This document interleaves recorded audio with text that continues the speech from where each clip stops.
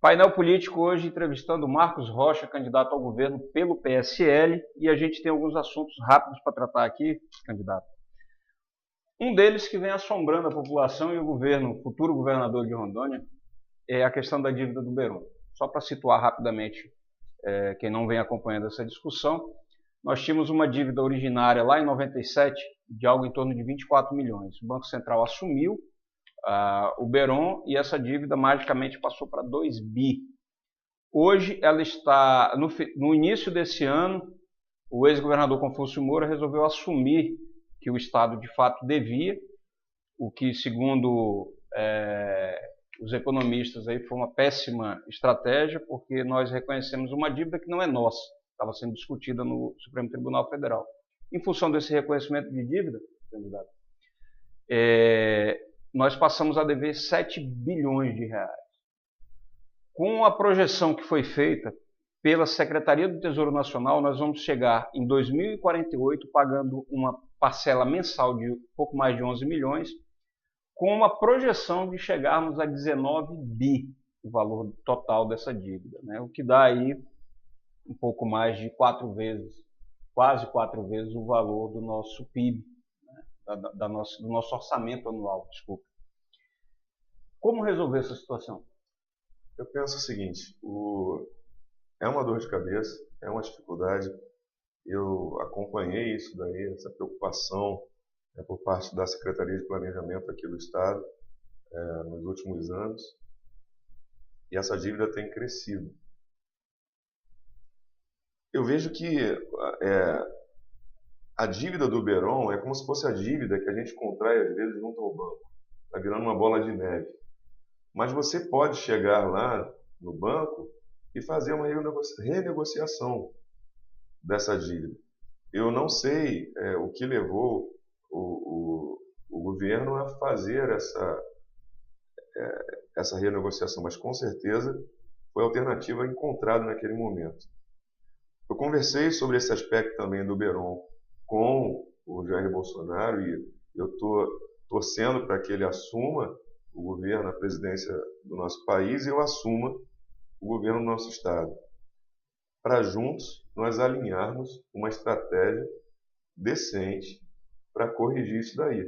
Não tem como uma dívida tão pequena lá atrás vir algo tão imenso, né, e que vai retirar condições até de aplicar os recursos que eu falei no primeiro bloco, na educação, na saúde, na segurança.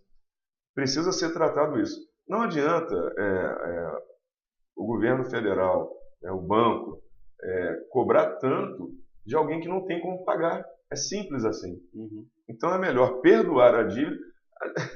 A gente vê coisas absurdas. Olha, o governo anterior, o governo federal anterior, esse mesmo que está aí,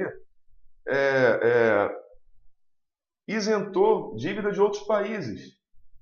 Por que dentro do próprio país não se consegue fazer o mesmo? Pois é, boa pergunta. Não é verdade? Perguntar para o Michel. Perguntar para ele.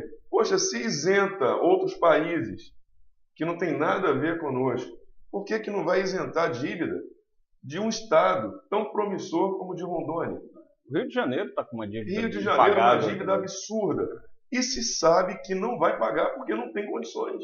Uhum. Não tem de onde tirar. Então, vamos isentar essa dívida. Meu trabalho é esse. Né? Vamos tratar no sentido de acabar com essa dívida, perdoar essa dívida, pedir o perdão dela, e aí sim para a gente poder aplicar.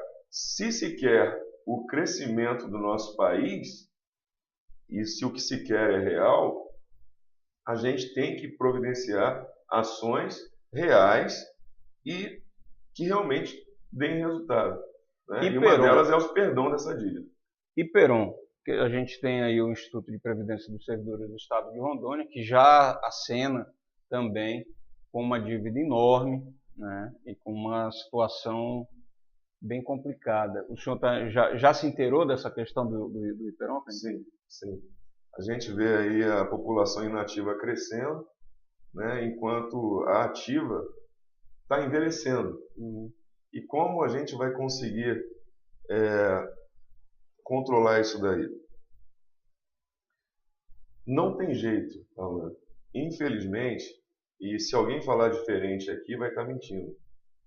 Infelizmente, há necessidade sim de se trabalhar na questão da Previdência. Não tem saída. Pode alguém aqui, um outro candidato, vir prometer aqui para a população mentiras. Eu não vou falar mentira.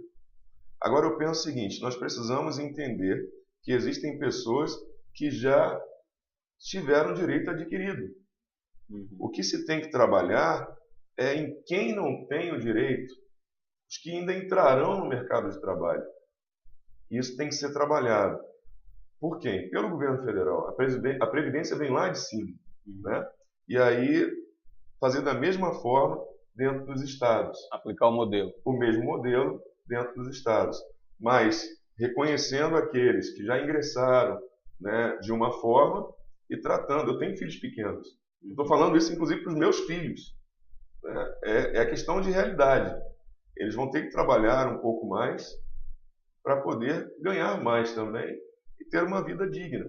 Não adianta o modelo que está hoje, porque vai afundar o Brasil, vai afundar o Estado, vai afundar a todos nós. Candidato, o senhor foi secretário de Justiça do Estado e conhece bastante do sistema prisional de Rondônia. A gente tem visto aí que aquela área onde tem o presídio Urso Branco já tem vários filhotes no seu entorno, né? A construção de presídio está se tornando uma coisa assim absurda, a quantidade de presídios. O senhor pensa em construir mais presídios, ou melhorar o que tem, botar preso para trabalhar? Qual que é a proposta aí, em nível de Estado para esse tipo de... Sim, quando eu cheguei no sistema prisional, cheguei em 18 de dezembro de 2014. Eu encontrei 10 obras não concluídas ou não iniciadas, e encontrei paradas, uma delas há 12, 14 anos, a Jerry Kemes. Encontrei agentes penitenciários sem armamento, sem munição, sem algemas, sem cadeados, sem coletes, sem nada. Sem nada. Sem rádio, né, para comunicação. E aí eu comecei a estudar, eu fiz um mapeamento de todas as unidades. Eu vi a população carcerária crescendo. Hoje o Brasil é o terceiro maior país em população carcerária no mundo. Vem Estados Unidos, a China e o Brasil. Depois a Rússia. Então, que é bem maior que o Brasil. Pois é. Então, não faz sentido isso. Não faz sentido. Isso tudo também tem a ver com a educação. Com a educação. Com a educação. Então, a única alternativa que eu tive, porque nós tínhamos ali 30 presos por cela, 18, 20 por cela, eu deixei 6 por cela aqui em Porto Velho. Em algumas cidades, até 8 por celas, 10, né? Mas é o que a gente estava fazendo, é o início de tudo. Mas não dá para ficar construindo presídio, porque a construção de um presídio é cara. Manutenção também. A manutenção também é cara, muito cara. Um preso custa, eu deixei, não sei quanto é que está agora, mas eu deixei o custo de um preso a R$ 2.300 ao mês. Mas tem outros custos ainda em volta disso. Claro. Não tem condições de manter isso. São deixei 2.600 agentes, né, trabalhando no sistema. E era insuficiente? Seria suficiente, e cumprindo o que determina a legislação, se nós conseguíssemos fazer a movimentação dos agentes. Só que o processo seletivo deles era regionalizado. Depois do estágio probatório, você consegue movimentar. Mas como movimentar se ali ele já se instalou, já tem família, a esposa trabalhando? Quer dizer, a gente tem que conseguir tentar conciliar. É um negócio muito difícil. Tentar conciliar o interesse geral com o interesse particular. E não é fácil. Mas nós fizemos um mapeamento. Há possibilidade, sim, de redução de unidades prisionais, ampliando determinadas unidades, deixando os servidores a cerca de 30 quilômetros de suas residências.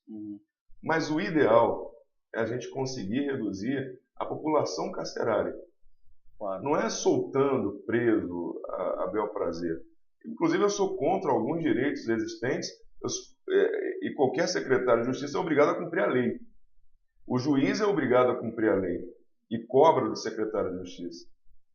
Então, eu sou contrário, por exemplo, à visita íntima. Uhum. Eu também sou. Não é? Eu acho que é um absurdo, porque aí a companheira vai até lá, engravida, e fica uma criança visitando um presídio e acostumando com aquele ambiente. Eu vi isso. Eu vi um garotinho bonitinho dentro do presídio, eu achei que era filho de algum servidor.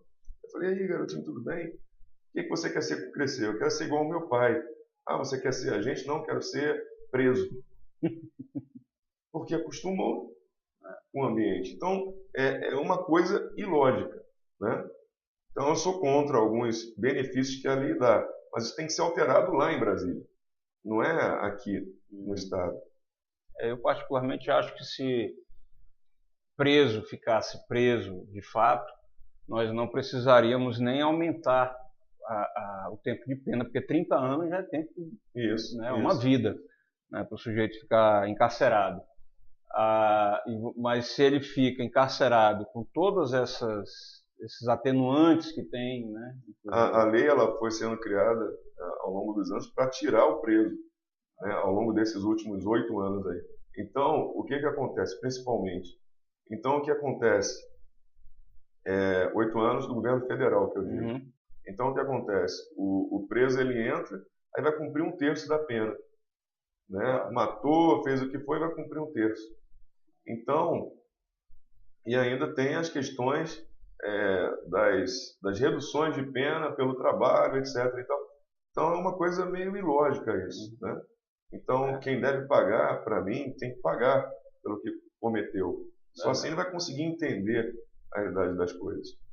Mas, assim, a questão da construção de presídios, não dá para ficar construindo presídios, mas dá para ampliar algumas unidades, melhorar a capacidade dela, qualificar o servidor, o agente penitenciário, e eu digo aqui, a maioria, gente do bem, que são meus amigos, em todos os municípios aqui, tem os contrários, mas isso são os menores, a minoria. É minoria, né?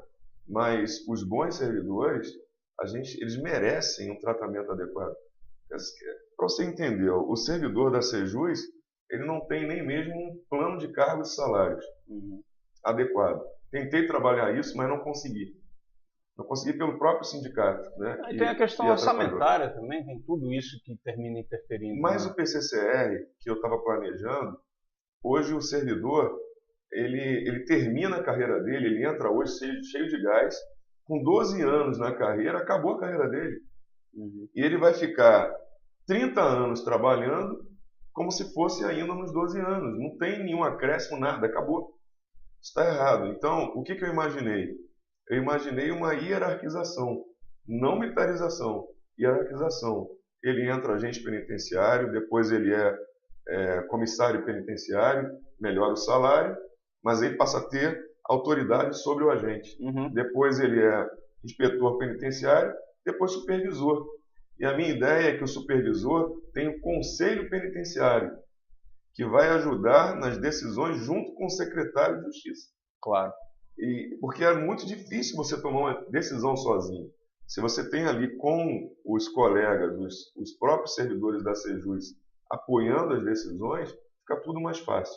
Né? Então, o meu sonho é esse, eu entrando também como governo, é implantar um PCCR, um plano de cargos e salários, onde ele chegue até o final da carreira sendo valorizado. Candidato, muito obrigado pela sua entrevista. Eu gostaria que o senhor fizesse suas considerações finais. Por favor. Ok. Quero dizer a todos que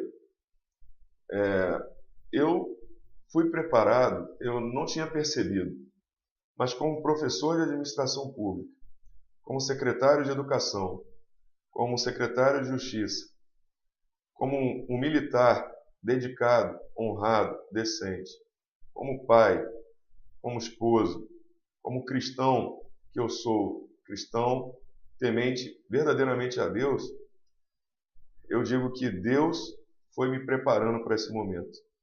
Eu tenho condições, sim, de assumir o estado de Rondônia, trabalhar com sabedoria, alinhado ao governo federal, o novo governo federal, que eu peço a Deus que se aproxima, Jair Messias Bolsonaro, e assim nós alinharmos todas as ações em prol do nosso estado, em prol da nossa Rondônia, que tem sofrido, clama por justiça, clama por benefícios para todos nós. É isso. Obrigado, candidato. Esse foi o programa político. A gente entrevistou hoje Marcos Rocha, candidato do PSL ao governo do estado de Rondônia. Nas próximas semanas nós estaremos entrevistando aí, conversando com os demais candidatos ao governo, lembrando também que nós estamos aguardando a conclusão dos registros de candidatura, né? Nós temos aí algumas candidaturas que estão sendo contestadas no Tribunal Regional Eleitoral. De qualquer forma, agradecemos aí você que tem nos acompanhado. Acompanhe o nosso noticiário no painelpolitico.com e siga a gente nas redes sociais aí. Nós estamos em praticamente todas: Facebook, Twitter, Instagram e aqui no YouTube. Um abraço a todos e a gente volta aí no próximo programa.